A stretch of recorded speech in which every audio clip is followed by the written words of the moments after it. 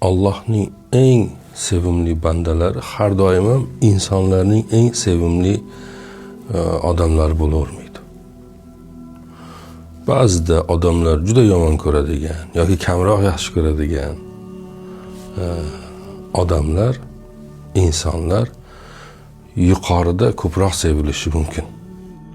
Farishtalar tomonidan, Robbisi tarafidan. Buni hayotga qarasa ko'p ko'ramiz. Biz birovni yoqtirsak yaxshi deymiz. Yoqtirmasak uni darrov yomon deymiz. Hukmlar chiqaramiz.